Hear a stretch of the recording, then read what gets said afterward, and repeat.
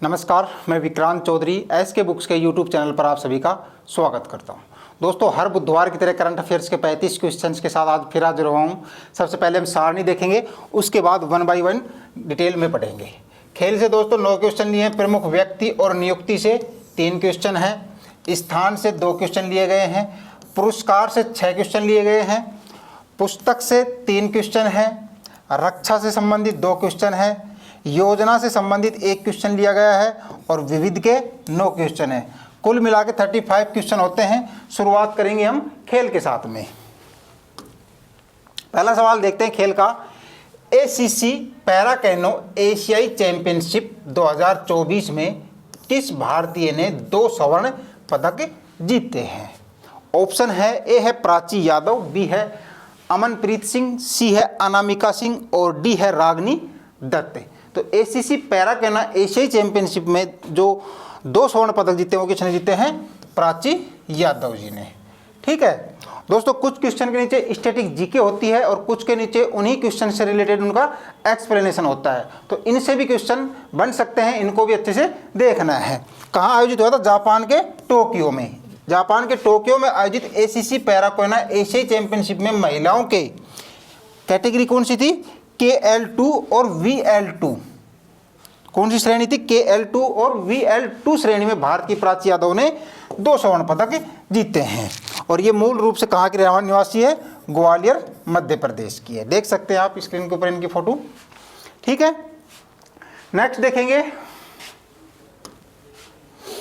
हाल ही में भारतीय para shooter ने विश्व शूटिंग पैरा स्पोर्ट्स टूर्नामेंट में स्वर्ण पदक किसने जीता है?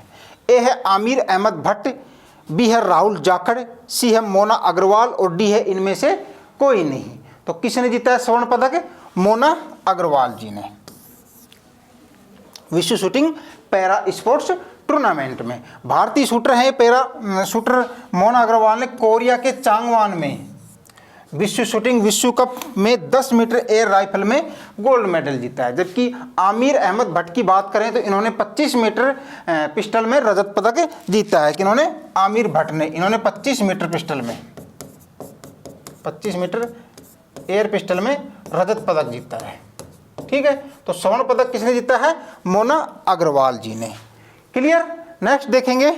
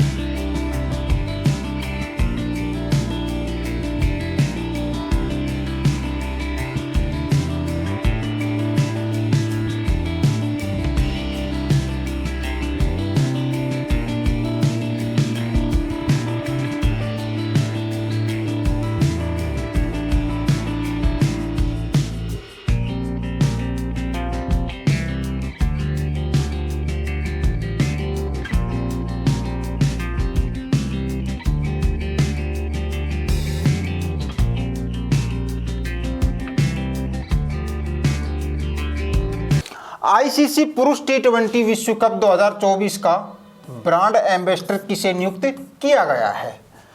तो ऑप्शन है, ए है क्रिस गेल, बी है उसेन बोल्ट, सी है युवराज सिंह और डी है उपयुक्त सभी।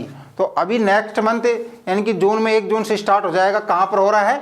अमेरिका और वेस्ट इंडीज संयुक्त रूप से इसका आयोजन कर रहा है और इसका जो ब्रांड एम्बेसडर बनाया गया है ये उपयुक्त सभी आपका राइट आंसर होगा। क्रिस गेल भी, उसेन बोल्ट और युवराज सिंह को, क्रिस गेल वेस्ट इंडीज के हैं, उसेन बोल्ट न्यूजीलैंड के खिलाड़ी हैं और युवराज सिंह भारतीय। इन तीनों को अभी आईसीसी पुरुष T20 विश्व कप 2024 का ब्रांड एम्बेसडर बनाया गया है। ठीक है, आप देख सकते हैं उसेन बोल्ट ये रेसर हैं और ये क्रिकेटर है, बैट्समैन है और ये भी अपना ऑलराउंडर बैट्समैन है। ठीक है, नेक्स्ट देखेंगे। हाल ही में तीरंदाजी विश्व कप 2024 कहाँ आयोजित किया गया था? तो ए है भारत, बी है चीन, सी है दक्षिणी कोरिया और डी है मैक्सिको। तो कहाँ आयोजित किया गया था तीरंदाजी विश्व कप 2024 का? चीन में। क्लियर। नेक्स्ट देखेंगे, हाल ही में शंघाई में तीरंदाजी विश्व कप का चरण फर्स्ट में स्वर्ण पदकों की हैट्रिक किसने लगाई है? चरण फर्स्ट में स्वर्ण पदकों की हैट्रिक किसने लगाई है? ए है परनीत कौर, बी है अदिति स्वामी, सी है दीपिका कुमारी और डी है ज्योति सुरेखा वेन्नम। तो किसने हैट्रिक लगाई है? ज्योति सुरेखा वेन्नम जी ने। एशियाई खेलों चैंपियनशिप, एशियाई खेलों की चैंपियन है ये ज्योति सुरेखा वेन्नम। उन्होंने शंघाई में जो तीरंदाजी विश्व कप चल रहा था उसमें व्यक्तिगत मतलब अकेले में, महिला टीम में और साथ ही मिश्रित टीम स्पर्धाओं में, तीनों में इन्होंने जीत हासिल की है और स्वर्ण पदकों की हैट्रिक लगाई है। किसने? ज्योति सुरेखा वेन्नम जी ने। ये देख सकते हैं आप, है ना। नेक्स्ट देखेंगे, हाल ही में शंघाई में तीरंदाजी विश्व कप 2024 में भारतीय पुरुष रिकवर टीम ने किसे हराकर स्वर्ण पदक जीता है? भारतीय पुरुष रिकवर टीम की बात की जा रही है, किस देश को हरा करके स्वर्ण पदक जीता है? ऑप्शन है, ए है चीन, बी है दक्षिणी कोरिया, सी है जापान और डी है मैक्सिको। तो भारतीय पुरुष रिकवर टीम ने दक्षिणी कोरिया टीम को हरा करके स्वर्ण पदक जीता है। और भारतीय खिलाड़ी थे वो कौन कौन थे? तरुणदीप रॉय, प्रवीण जाधव और धीरज बोमदेवरा। इन तीनों की टिकड़ी थी और इन्होंने तीरंदाजी विश्व कप में ओलंपिक चैंपियन थे दक्षिणी कोरिया के खिलाड़ी, उनको हरा करके 14 साल बाद स्वर्ण पदक जीता है। इससे पहले भारतीय टीम ने 2010 में स्वर्ण पदक जीता था, लेकिन अब 2024 में जाके लगभग 14 साल बाद भारतीय रिकवर टीम ने स्वर्ण पदक जीता है। बात की जाए दीपिका कुमारी जी की, तो इन्होंने व्यक्तिगत रिकवर इवेंट में भी रजत पदक जीता है। ठीक है, ये देख सकते हैं तीनों की तिकड़ी है ये। नेक्स्ट देखेंगे, हाल ही में भारत की शीर्ष महिला टेबल टेनिस खिलाड़ी कौन बनी है? अभी हाल ही में भारत की शीर्ष महिला टेबल टेनिस खिलाड़ी बनी है, तो कौन बनी है? ITTF द्वारा अभी नवीनतम रैंकिंग जारी की गई थी। तो इसमें ऑप्शन है, ए है मनिका बत्रा, बी है सुतीर्था मुखर्जी, सी है अर्चना कामत और डी है श्रीजा अकुला जी। तो कौन बनी है? श्रीजा अकुला भारत की नंबर 1 टेबल टेनिस खिलाड़ी बनी है। नवीनतम ITTF कौन जारी करता है इसको आंकड़े? Ranking ITTF। टेबल टेनिस विश्व रैंकिंग में श्रीजा अकुला ने मनिका बत्रा को, मनिका बत्रा थी पहले भारत की टॉप रैंकर, लेकिन इनको पछाड़ते हुए महिला एकल टेबल टेनिस खिलाड़ी में प्रथम स्थान मतलब पहले रैंकिंग हासिल की है। ठीक है, और विश्व रैंकिंग की बात की जाए तो इनकी 38वें स्थान पर, 38वें स्थान पर है। तो भारत में पहले स्थान पर कौन है अभी? महिला टेबल टेनिस खिलाड़ी श्रीजा अकुला जी। ठीक है, नेक्स्ट देखेंगे, हाल ही में बवेरियन इंटरनेशनल टेनिस चैंपियनशिप का युगल खिताब जीतने वाले पहले भारतीय कौन है? युगल खिताब है वो किसने जीता है? ए है चिराग शेट्टी, बी है यूकी बाम्बरी, सी है रोहन बोपन्ना और डी है सुमित नागल जी। तो बवेरियन इंटरनेशनल टेनिस चैंपियनशिप का जो युगल खिताब जीता है वो यूकी बाबरी ने। ठीक है, युगल इनके साथ कौन थे? इनके साथ थे दक्षिण अफ्रीकी खिलाड़ी। दक्षिण अफ्रीकी खिलाड़ी कौन थे? लॉयड हैरिस और यूकी बाबरी ने, जो भारतीय खिलाड़ी है, उन्होंने रोहिन हासे और फिलिप ओसवाल्ड की जोड़ी को हराया था। ठीक है, इनको भी देख लेना आप। तो ये पहले भारतीय बने हैं क्योंकि बाबरी जो युगल खिताब जीते हैं, कौन सा? बवेरियन इंटरनेशनल टेनिस चैंपियनशिप का। क्लियर। नेक्स्ट देखेंगे, हाल ही में भारत के अभय शर्मा को किस देश की क्रिकेट टीम का मुख्य कोच नियुक्त किया गया है? तो ए है पाकिस्तान, बी है कनाडा, सी है युगांडा और डी है आपका अफगानिस्तान। तो अभय शर्मा जी को युगांडा देश ने अभी मुख्य कोच के रूप में नियुक्त किया गया। नेक्स्ट मंथ अभी वर्ल्ड कप होने वाला है T20 का, तो उसके लिए इनको अभी मुख्य कोच नियुक्त कर दिया गया है। इसके अलावा बात की जाए पाकिस्तान क्रिकेट टीम के कोच की, तो गैरी कर्स्टन जो भारत के पूर्व कोच रह चुके थे, साउथ अफ्रीका के हैं ये। इनको वनडे और T20 के लिए पाकिस्तान क्रिकेट टीम का कोच बनाया गया है। जबकि जेसन गिलेस्पी जो कि ऑस्ट्रेलियन गेंदबाज थे, इनको टेस्ट टीम के लिए पाकिस्तान का कोच बनाया गया है। ठीक है, नेक्स्ट देखेंगे प्रमुख व्यक्ति और नियुक्ति के क्वेश्चन। प्रेबोवा सुबियांतो को किस देश के नए राष्ट्रपति के रूप में नियुक्त किया गया है? तो ए है रवांडा, बी है कंबोडिया, सी है मलेशिया और डी है इंडोनेशिया। तो प्रेबोवा सुबियांतो को इंडोनेशिया के राष्ट्रपति के रूप में नियुक्त किया गया है। क्लियर। नेक्स्ट देखेंगे, हाल ही में किस देश ने कर्नल एडिसन नेपो को भारत का पहला रक्षा सलाहकार नियुक्त किया गया है? ए है पापुआ न्यू गिनी, बी है चिली, सी है दक्षिणी अफ्रीका और डी है मोरक्को। तो भारत का पहला रक्षा सलाहकार किसे नियुक्त किया गया है? पापुआ न्यू गिनी के को। कौन है? कर्नल एडिसन नेपो। कहाँ के हैं ये? पापुआ न्यू गिनी के। क्लियर। नेक्स्ट देखेंगे,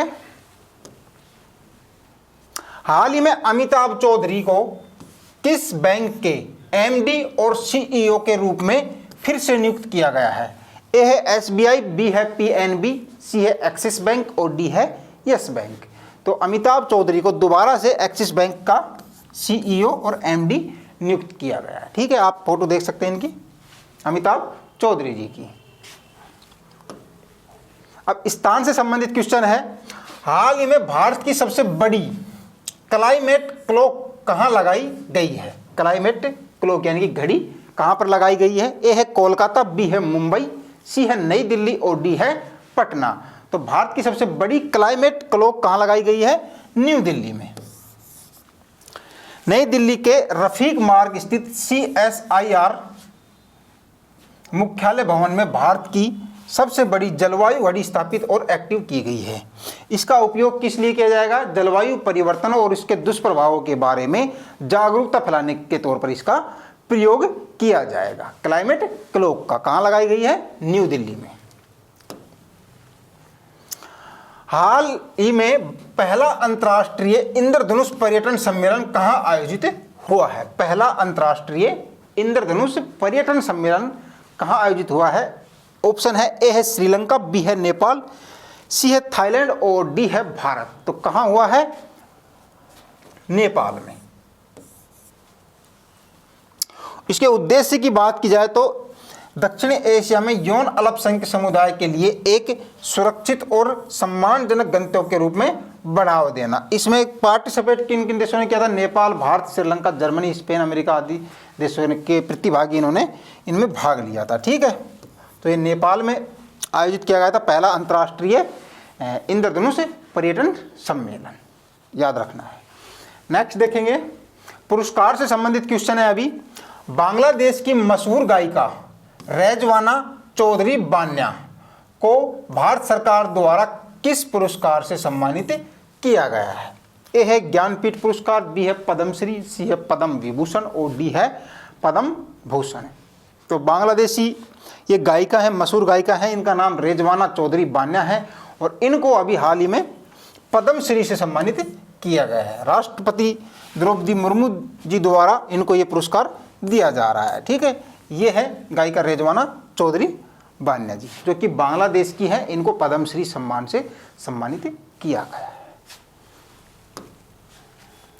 आगे देखेंगे, हाल ही में किसे Laureus world sportsman of the year 2024 का अवार्ड दिया गया है? Laureus world sportsman of the year, यह अवार्ड की बात की जाए तो दुनिया के सर्वश्रेष्ठ एथलीटों को उनके उल्लेखनीय उपलब्धि के लिए दिया जाता है। ऑप्शन देखेंगे, ए है राफेल नडाल, बी है रोजर फेडरर, सी है नोवाक जोकोविच और डी है उसेन बोल्ट। तो किसे दिया गया है? नोवाक जोकोविच को आपका राइट आंसर होगा। पुरुष वर्ग की बात की जा रही है, Laureus world sportsman, Laureus world sports women of the year की बात की जाए तो स्पेन की कौन है? Aitana Bonmati. इनको Laureus world sports women of the year सम्मान से सम्मानित किया गया है और ये पहली फुटबॉलर है, किसी महिला फुटबॉलर को प्रदान किया गया पहला पुरस्कार है ये, और ये पहली महिला है जो कि फुटबॉल खेलती हैं और इनको ये पुरस्कार दिया गया है। इससे पहले 2023 के लिए 23 में भी इनको बैलन डी और पुरस्कार से सम्मानित किया गया था। किनको? स्पेन की एताना बोनमाटी जी को। क्लियर, ये देख सकते हैं आप नोवाक जोकोविच को और एताना बोनमाटी को। क्लियर। आगे देखेंगे, हाल ही में लता दीनानाथ मंगेशकर पुरस्कार से किसे सम्मानित किया गया है? ए है रणदीप हुड्डा, बी है राजकुमार राव, सी है आयुष्मान खुराना, डी है कार्तिक आर्यन। तो रणदीप हुड्डा जी को लता दीनानाथ मंगेशकर पुरस्कार से सम्मानित किया गया है। यह पुरस्कार राष्ट्र और समाज के लोगों के लिए पथ प्रदर्शक और अनुकरणीय योगदान के देने वाले व्यक्ति को दिया जाता है। 2022 की बात करें तो नरेंद्र मोदी जी को, 2023 में आशा भोसले जी को, और अभी इसी वर्ष कुछ दिन पहले ही अमिताभ बच्चन जी को भी यह पुरस्कार से सम्मानित किया गया है। और अभी किसको दिया गया है? रणदीप हुड्डा जी को। क्लियर।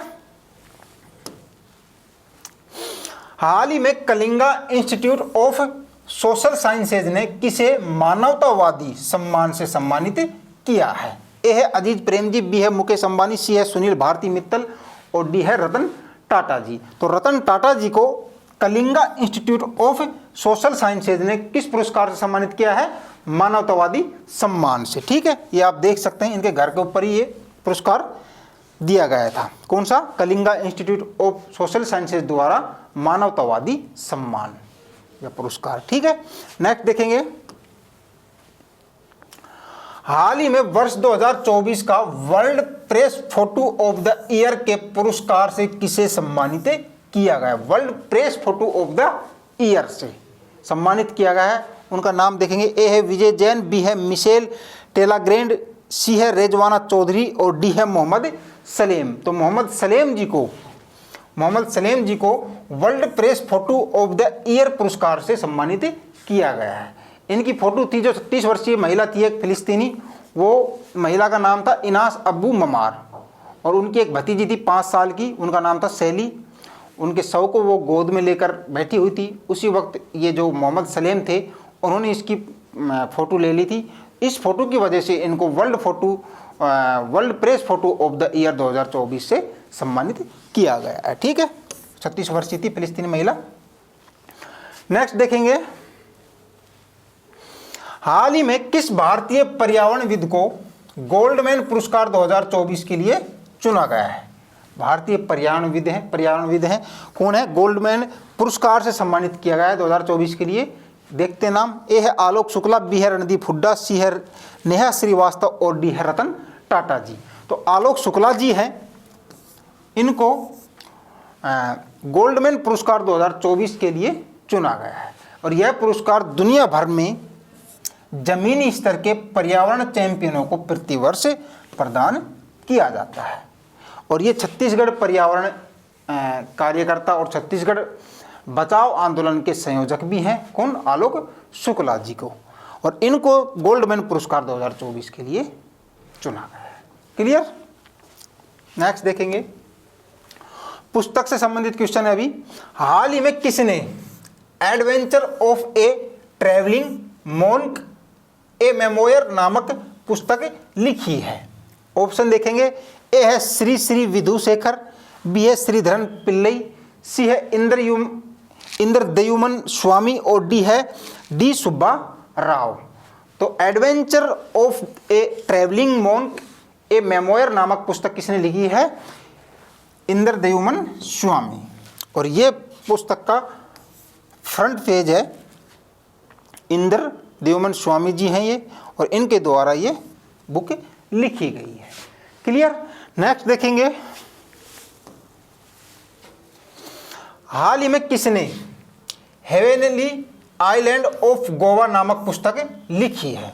तो ए है P S Sreedharan Pillai, B है मेघना अहलावत, सी है अरूप कुमार दत्ता और डी है दुबुरी सुब्बा राव। तो हेवेनली आइलैंड ऑफ गोवा पुस्तक के लेखक कौन है? पी एस श्रीधरन पिल्लई साहब। और ये गोवा के वर्तमान में राज्यपाल भी हैं, गवर्नर ऑफ गोवा भी हैं ये, पी एस श्रीधरन पिल्लई। ठीक है। नेक्स्ट देखेंगे, हाल ही में लॉन्च द विनर्स माइंडसेट पुस्तक का संबंध किससे है? ए है सलमान रुश्दी, बी है सेन वॉटसन, सी है सेम पित्रोदा और डी है सुब्बा राव। तो द विनर्स माइंडसेट पुस्तक किसने लिखी है? Shane Watson. ये ऑस्ट्रेलियन क्रिकेटर हैं, ऑलराउंडर, और इनके द्वारा द विनर्स माइंडसेट नामक पुस्तक लिखी है ये, और ये पुस्तक का फ्रंट वो है, लोगो है। ठीक है, नेक्स्ट देखेंगे, रक्षा से संबंधित क्वेश्चन है अभी। हाल ही में भारत का सबसे हल्का बुलेट प्रूफ जैकेट किसके द्वारा विकसित किया गया? भारत का सबसे हल्का बुलेट प्रूफ जैकेट, आप देख सकते हैं स्क्रीन के ऊपर, ये जैकेट है बुलेट प्रूफ। ये किसके द्वारा अभी बनाया गया है, विकसित किया गया है? ए है इसरो, बी है DRDO, सी है रिलायंस डिफेंस, और डी है हिंदुस्तान एरोनॉटिकल लिमिटेड। तो DRDO द्वारा भारत का सबसे हल्का बुलेट प्रूफ जैकेट बनाया गया है। ठीक है, नेक्स्ट देखेंगे, हाल ही में भारतीय वायुसेना द्वारा क्रिस्टल मेज 2 मिसाइल का सफल परीक्षण कहाँ किया गया है? ए है बंगाल की खाड़ी, बी है मन्नार की खाड़ी, सी है आपका अंडमान निकोबार द्वीप समूह, और डी है इनमें से कोई नहीं। तो क्रिस्टल मेज 2 मिसाइल का सफल परीक्षण किया गया है भारतीय वायुसेना द्वारा, वो कहाँ किया गया है? अंडमान निकोबार द्वीप समूह में। ये देख सकते हैं आप, मिसाइल है, इसका भी भारतीय वायुसेना द्वारा परीक्षण किया गया था, वो कहाँ किया गया था? अंडमान निकोबार द्वीप समूह में। नेक्स्ट देखेंगे, योजना से संबंधित सवाल अभी। हाल ही में सतलुज जल विद्युत निगम लिमिटेड ने कौन से राज्य में भारत की पहली ग्रीन हाइड्रोजन परियोजना शुरू की है? सतलुज जल विद्युत निगम लिमिटेड द्वारा भारत की पहली ग्रीन हाइड्रोजन परियोजना किस राज्य में शुरू की गई है? ए है उड़ीसा, बी है आंध्र प्रदेश, सी है अरुणाचल प्रदेश, और डी है हिमाचल प्रदेश। तो हिमाचल प्रदेश में आपका राइट आंसर क्या होगा? हिमाचल प्रदेश। हिमाचल प्रदेश में सतलुज जल विद्युत निगम लिमिटेड SJVN द्वारा भारत की पहली ग्रीन हाइड्रोजन परियोजना शुरू की गई है। ठीक है, नेक्स्ट देखेंगे, अब विविध से संबंधित क्वेश्चन है। हाल ही में डेटा ट्रैफिक के मामले में विश्व का सबसे बड़ा मोबाइल ऑपरेटर कौन बना है? ए है एयरटेल, बी है रिलायंस जियो, सी है चाइना मोबाइल, और डी है वोडाफोन। तो कौन बना है डेटा ट्रैफिक के मामले में? रिलायंस जियो। भारत की दूरसंचार कंपनी रिलायंस जियो ने डेटा ट्रैफिक के मामले में चीन को पछाड़कर दुनिया की सबसे बड़ी मोबाइल ऑपरेटर कंपनी बनकर एक महत्वपूर्ण उपलब्धि हासिल की है। चाइना की एक कंपनी थी, उसको पछाड़ करके रिलायंस जियो डेटा ट्रैफिक के मामले में विश्व का सबसे बड़ा मोबाइल ऑपरेटर बना है। ठीक है, नेक्स्ट देखेंगे, भारत का पहला all in one payment device किस फिनटेक कंपनी ने लॉन्च किया है? ए है गूगल पे, बी है फोन पे, सी है भारत पे, और डी है आपका पेटीएम। तो भारत पे द्वारा all in one payment, Bharat का पहला है ये all in one payment device, ये किसके द्वारा तैयार किया गया है? भारत पे कंपनी द्वारा। ठीक है, नेक्स्ट देखेंगे, हाल ही में किस मिडिल ईस्ट देश में पहली बार हिंदी रेडियो का प्रसारण शुरू हुआ है? ए है ओमान, बी है सऊदी अरब, सी है कतर, और डी है कुवैत। तो मिडिल ईस्ट देश है, कौन सा है? कुवैत। कुवैत में पहली बार हिंदी रेडियो प्रसारण शुरू किया गया है। ठीक है, तो इसको भी ध्यान रखना है। नेक्स्ट देखेंगे, हाल ही में चर्चा में रहा भारतीय ऐतिहासिक अभिलेख आयोग किस मंत्रालय के तहत कार्यरत है? ए है खान मंत्रालय, बी है गृह मंत्रालय, सी है संस्कृति मंत्रालय, और डी है विज्ञान एवं प्रौद्योगिकी मंत्रालय। तो अभी चर्चा में रहा था ये भारतीय ऐतिहासिक अभिलेख आयोग, वो सबसे पहले देख लेते किस मंत्रालय के अधीन कार्यरत है? संस्कृति मंत्रालय के अधीन। और ये क्यों अभी चर्चा में रहा था? इन्होंने अपना एक आदर्श वाक्य और लोगो तैयार किया था। वो क्या था आदर्श वाक्य? यत्र इतिहासाम भविष्यायाम संरक्षित है, ये इनका आदर्श वाक्य है। और भारतीय ऐतिहासिक अभिलेख आयोग की स्थापना की बात की जाए तो 1919 में इसकी स्थापना की गई थी। इसका आदर्श वाक्य क्या था? यत्र इतिहासम भविष्यायाम संरक्षित है। ठीक है, ये इसका आदर्श वाक्य है, और इसी वजह से ये भी हाल ही में चर्चा में रहा था। और किसके अधीन कार्यरत है? संस्कृति मंत्रालय के अधीन। ओके, हाल ही में सुप्रीम कोर्ट ने किसे संवैधानिक अधिकार घोषित किया है? ए है जलवायु परिवर्तन से बचाव, बी है भूल जाने के अधिकार, सी है चाइल्ड केयर लीव और डी है मतदान न करने का अधिकार। तो सुप्रीम कोर्ट ने अभी एक संवैधानिक अधिकार घोषित किया है, वो क्या किया है, चाइल्ड केयर लीव। इसके लिए बात की जाए तो सुप्रीम कोर्ट ने घोषणा की है कि अनिवार्य 180 दिन मातृत्व अवकाश के साथ साथ 180 दिन यानी कि 6 महीने के साथ 2 साल और 2 साल की चाइल्ड केयर छुट्टी महिला कर्मचारियों के लिए एक संवैधानिक अधिकार है। पहले 180 दिन यानी कि 60 दिन की अवकाश, मातृत्व अवकाश मिलता था, लेकिन अभी सुप्रीम कोर्ट ने घोषणा की है कि 2 साल की चाइल्ड केयर छुट्टी महिलाओं कर्मचारियों के लिए ये एक संवैधानिक अधिकार है और ये इनको मिलना चाहिए। ठीक है, तो नेक्स्ट देखेंगे, हाल ही में अंडमान निकोबार के किस आदिवासी समूह ने पहली बार लोकसभा 2024 के लिए मतदान किया है? तो ए है ओनेग, बी है सोमपेन, सी है जारवा और डी है ग्रेट अंडमानी। तो एक ये पिछड़ी जाति है, पिछड़ी जाति समूह से आते हैं, तो वो आपका राइट आंसर क्या होगा, सोमपेन। सोमपेन जनजाति जाति है जो 2 अंडमान निकोबार द्वीप समूह के जंगलों में निवास करती है और इन्होंने पहली बार लोकसभा 2024 में मतदान किया है, इसलिए ये चर्चा में रही है और ये करंट का सवाल भी बनता है। तो इसको याद रखना है, कौन सी जनजाति है वो, सोमपेन। और किस राज्य केंद्र शासित प्रदेश से संबंधित है, अंडमान निकोबार द्वीप समूह से। क्लियर, देख सकते हैं ये। नेक्स्ट देखेंगे, हाल ही में मतदान केंद्रों पर कतारों की जानकारी के लिए वोटर इन क्यू ऐप किसने लॉन्च किया है? ए है राजस्थान, बी गुजरात, सी हरियाणा और डी है पंजाब। तो हरियाणा सरकार द्वारा वोटर इन क्यू यानी कि भीड़ वगैरह कितनी है कितनी नहीं है तो इसकी जानकारी इस ऐप के माध्यम से मतदाताओं को मिल जाएगी। इसलिए ये हरियाणा सरकार द्वारा एक ऐप जारी की गई, क्या नाम है उसका, वोटर इन क्यू। ठीक है, नेक्स्ट देखेंगे, हाल ही में न्यूज वीक ने किसे भारत का सर्वश्रेष्ठ निजी अस्पताल घोषित किया है? ए है पोलो हॉस्पिटल, बी है मैक्स हॉस्पिटल, सी है एम्स दिल्ली और डी है मेदांता ग्रुप। तो न्यूज वीक द्वारा भारत का सर्वश्रेष्ठ प्राइवेट हॉस्पिटल किसे घोषित किया गया है? Medanta the made city. कहाँ है ये? गुरुग्राम में है और ये भारत की सर्वश्रेष्ठ प्राइवेट या निजी अस्पताल घोषित हुई है।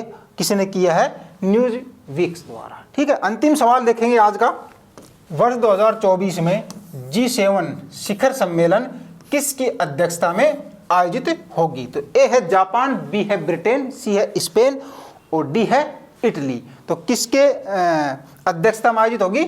इटली के में। ठीक है, आपका राइट आंसर क्या होगा? इटली। धन्यवाद दोस्तों, कैसी लगी आपको आज की क्लास कमेंट करके बताएं। वीडियो को लाइक करें, चैनल को सब्सक्राइब करें और अपने दोस्तों के साथ शेयर करें। मिलेंगे अगले बुधवार को करंट अफेयर्स के फिर से 35 क्वेश्चंस के साथ। जय हिंद।